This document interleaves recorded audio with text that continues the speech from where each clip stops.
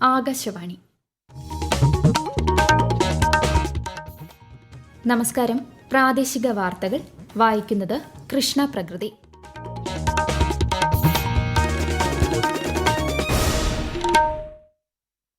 പ്രധാന വാർത്തകൾ. പ്രധാനമന്ത്രി നരേന്ദ്രമോദിയും ഫിജി പ്രധാനമന്ത്രി സിറ്റിവേനി റബൂക്കയുമായുള്ള ഉഭയകക്ഷി ചർച്ച ന്യൂഡൽഹിയിൽ പുരോഗമിക്കുന്നു. കേന്ദ്ര സഹമന്ത്രിമാരായ എൽ മുരുകനും ജോർജ് കുര്യനും ഇന്ന് കൊച്ചിയിൽ വിവിധ പരിപാടികളിൽ പങ്കെടുക്കും. സപ്ലൈകോ ഓണച്ചന്തകൾക്ക് ഇന്ന് തുടക്കം. സംസ്ഥാനതല ഉദ്ഘാടനം മുഖ്യമന്ത്രി പിണറായി വിജയൻ തിരുവനന്തപുരത്ത് നിർവഹിക്കും. ഓണത്തിന്റെ വരവറിയിച്ച് നാളെ അത്തം. അയൽ സംസ്ഥാനത്തിനകത്തും പുറത്തുമുള്ള കൃഷിയിടങ്ങളിൽ പൂക്കാലമെത്തി.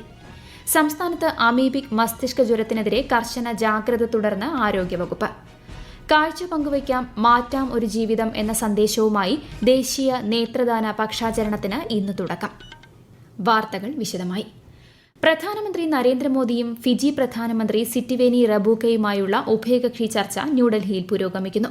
3 ദിവസത്തെ സന്ദർശനത്തിനായി ഇന്ത്യയിലെത്തിയ ഫിജി പ്രധാനമന്ത്രി ഇന്ന് രാവിലെ രാജ്ഘട്ടിൽ മഹാത്മാഗാന്ധി സ്മാരകത്തിൽ പുഷ്പചക്രം അർപ്പിച്ചു. രാഷ്ട്രപതി ദ്രൌപദി മുർമുവുമായും ഫിജി പ്രധാനമന്ത്രി കൂടിക്കാഴ്ച നടത്തും. 130ാം ഭരണഘടനാ ഭേദഗതി ബില്ലിനെതിരായ പ്രതിഷേധങ്ങളിൽ പ്രതിപക്ഷ പാർട്ടികളെ വിമർശിച്ച് കേന്ദ്ര ആഭ്യന്തരമന്ത്രി അമിത്ഷാ. ബില്ലിനെതിരെ പ്രതിപക്ഷ പാർട്ടികൾ നടത്തിയ പ്രതിഷേധം ജനാധിപത്യ വിരുദ്ധമാണെന്ന് ഒരു സ്വകാര്യ വാർത്താ ഏജൻസിക്ക് നൽകിയ അഭിമുഖത്തിൽ ശ്രീ ഷാ പറഞ്ഞു. ബിൽ സംബന്ധിച്ച സംയുക്ത പാർലമെന്ററി സമിതിയെ പ്രതിപക്ഷം ബഹിഷ്കരിച്ചെങ്കിലും ജെപിസി പ്രവർത്തനം തുടരുമെന്നും അദ്ദേഹം അറിയിച്ചു. ഉപരാഷ്ട്രപതി തിരഞ്ഞെടുപ്പിൽ നാമനിർദ്ദേശ പത്രിക പിൻവലിക്കാനുള്ള സമയപരിധി ഇന്ന് അവസാനിക്കും. Maharashtra governor CP Radhakrishnan NDA സ്ഥാനാർത്ഥിയായും മുൻ സുപ്രീം കോടതി judge B Sudarshan Reddy INDIA സ്ഥാനാർത്ഥിയായും മത്സരിക്കും. അടുത്ത മാസം 9-നാണ് വോട്ടെടുപ്പും വോട്ടെണ്ണലും. സപ്ലൈകോ ഓണം ഫെയറിന്റെ സംസ്ഥാനതല ഉദ്ഘാടനം മുഖ്യമന്ത്രി പിണറായി വിജയൻ ഇന്ന് നിർവഹിക്കും. വൈകിട്ട് തിരുവനന്തപുരം കിഴക്കേക്കോട്ടയിലെ EK നായനാർ പാർക്കിലാണ് പരിപാടി. ഓണത്തിനായി 2.5 ലക്ഷത്തോളം ക്വിന്റൽ ഭക്ഷ്യധാന്യങ്ങൾ സപ്ലൈകോ സംഭരിച്ചിട്ടുണ്ട്. സബ്സിഡി അരിക്ക് പുറമെ ഓണക്കാലത്ത് കാർഡ് ഒന്നിന് 20 കിലോ പച്ചരിയോ പുഴുക്കലരിയോ 25 രൂപ നിരക്കിൽ പ്രത്യേകമായി ലഭ്യമാക്കും. സപ്ലൈകോയുടെ ജില്ലാതല ഓണം ഫെയറുകൾക്കും ഇന്നും നാളെയുമായി തുടക്കമാകും. ആലപ്പുഴ ജില്ലാതല ഓണം ഫെയർ മന്ത്രി P പ്രസാദ് ഇന്ന് വൈകുന്നേരം പുന്നപ്ര വയലാർ സ്മാരക ഹാളിൽ ഉദ്ഘാടനം ചെയ്യും. ആശ്രമം മൈതാനിയിൽ നടക്കുന്ന കൊല്ലം ജില്ലാ ഓണം ഫെയർ മന്ത്രി KN ബാലഗോപാൽ നാളെ ഉദ്ഘാടനം ചെയ്യും. എറണാകുളം ജില്ലാതല ഓണം ഫെയർ മന്ത്രി P രാജീവും ഇടുക്കി ജില്ലാതല മേള മന്ത്രി റോഷി അഗസ്റ്റിനും നാളെ ഉദ്ഘാടനം ചെയ്യും. ഓണത്തിന്റെ വരവറിയിച്ച് നാളെ അത്തം. തൃപ്പൂണിത്തുറയിൽ അത്തച്ചമയ ഘോഷയാത്രയും നാളെ നടക്കും. അതേസമയം ഓണത്തിന് കേരളത്തിലേക്ക് പൂക്കളെത്തിക്കാൻ അയൽ സംസ്ഥാനങ്ങളിലെ പൂപ്പാടങ്ങൾ ഒരുങ്ങി.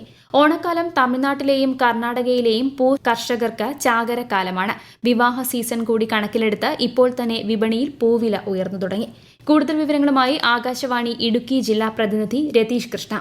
ഓണവിപണിക്കായി തമിഴ്നാട്ടിലെ കന്യാകുമാരി ജില്ലയിലെ തോവാള, തേനി ജില്ലയിലെ ശീലയമ്പെട്ടി, മധുരയിലെ മാട്ടുത്താവണി, കോയമ്പത്തൂർ എന്നിവിടങ്ങളിൽ നിന്നാണ് കൂടുതലായും പൂക്കളെത്തുന്നത്. ഇതിനു പുറമെ കർണാടകയിലെ ഗുണ്ടൽപേട്ട്, ഹൊസൂർ, ബംഗളൂരു എന്നിവിടങ്ങളിലെ പൂപ്പാടങ്ങളിലും വൻതോതിൽ പൂക്കളുടെ കൃഷിയും വിപണനവും നടക്കുന്നുണ്ട്. ചെണ്ടുമല്ലി, ജമന്തി, റോസ്, അരളി, മുല്ലപ്പൂവ് തുടങ്ങി വിവിധ തരത്തിലുള്ള പൂക്കളാണ് 100 കണക്കിന് ഏക്കർ സ്ഥലത്ത് കൃഷി ചെയ്യുന്നത്. സംസ്ഥാന സർക്കാർ അന്ത്യോദയ അന്ന യോജന റേഷൻ കാർഡ് ഉടമകൾക്കും ക്ഷേമ സ്ഥാപനങ്ങളിലെ അന്തേവാസികൾക്കും നൽകുന്ന സൌജന്യ ഓണക്കിറ്റിന്റെ സംസ്ഥാനതല വിതരണോദ്ഘാടനം മന്ത്രി GR അനിൽ നാളെ തിരുവനന്തപുരത്ത് നിർവഹിക്കും. VK പ്രശാന്ത് MLA അധ്യക്ഷത വഹിക്കും. പഞ്ചസാര, വെളിച്ചെണ്ണ, തുവരപ്പരിപ്പ്, ചെറുപയർ, വൻപയർ, പായസം മിക്സ് തുടങ്ങിയ 14 ഇനം അവശ്യ വസ്തുക്കളടങ്ങിയ ഓണക്കിറ്റാണ് വിതരണം ചെയ്യുന്നത്.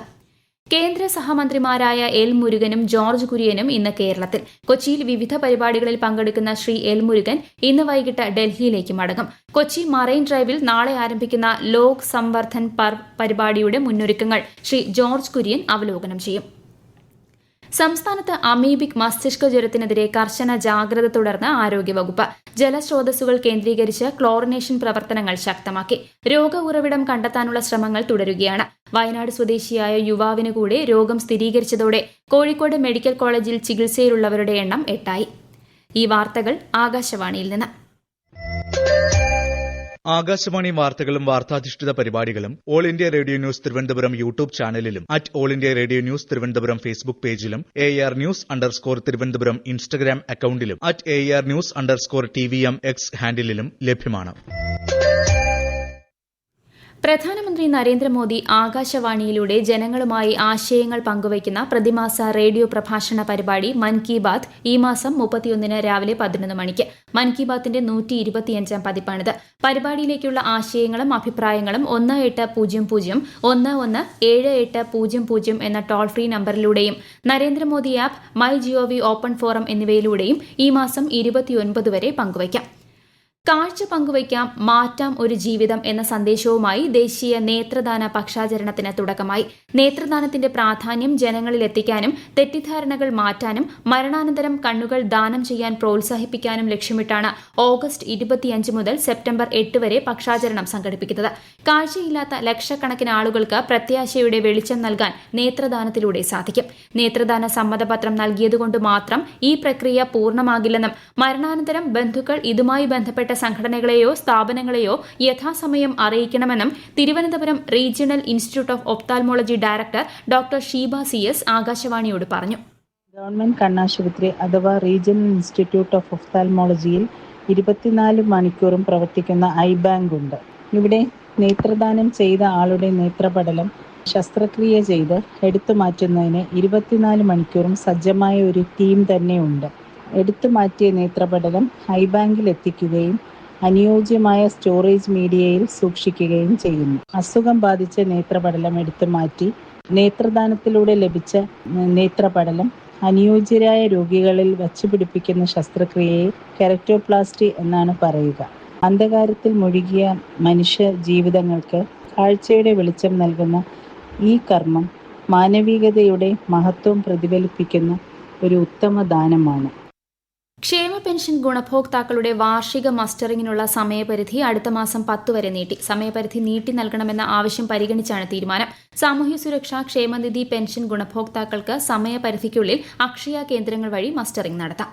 കാര്യവട്ടം ഗ്രീൻഫീൽഡ് സ്റ്റേഡിയത്തിൽ നടക്കുന്ന കേരള ക്രിക്കറ്റ് ലീഗിൽ ഇന്ന് 2 മത്സരങ്ങൾ. ഉച്ചയ്ക്ക് 2:30 ഏരീസ് കൊല്ലം സെയിലേഴ്സ് തൃശൂർ ടൈറ്റൻസിനെ നേരിടും. വൈകുന്നേരം 6:45 നടക്കുന്ന രണ്ടാം മത്സരത്തിൽ ആലപ്പി റിപ്പിൾസ് അദാനി ട്രിവാൻഡ്രം റോയൽസുമായി ഏറ്റുമുട്ടും.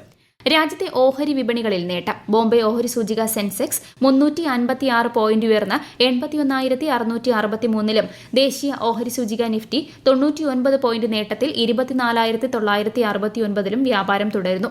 സ്വർണ്ണവില കുറഞ്ഞു. പവന് 80 രൂപ കുറഞ്ഞ് 74,440 രൂപയും ഗ്രാമിന് 9,305 രൂപയുമാണ് ഇന്നത്തെ വില. സ്കൂൾ വിദ്യാർത്ഥികൾക്കിടയിൽ സമ്പാദ്യശീലം വളർത്താൻ സർക്കാർ എയ്ഡഡ് സ്കൂളുകളിൽ നടപ്പാക്കി വരുന്ന വിദ്യാർത്ഥി സമ്പാദ്യ പദ്ധതിയിൽ മികച്ച നേട്ടം കൈവരിച്ച് കോഴിക്കോട് ജില്ല. വിദ്യാഭ്യാസ ട്രഷറി വകുപ്പുകളും ദേശീയ സമ്പാദ്യ വകുപ്പും സംയുക്തമായാണ് പദ്ധതി നടപ്പാക്കുന്നത്. കോഴിക്കോട് ആകാശവാണി ജില്ലാ പ്രതിനിധി നസീർ ബാബു തയ്യാറാക്കിയ റിപ്പോർട്ട്.